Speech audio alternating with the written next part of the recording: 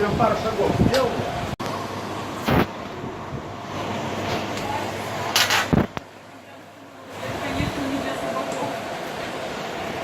Несмотря на то, что это шоу сначала мне не понравилось, ты куда пошел?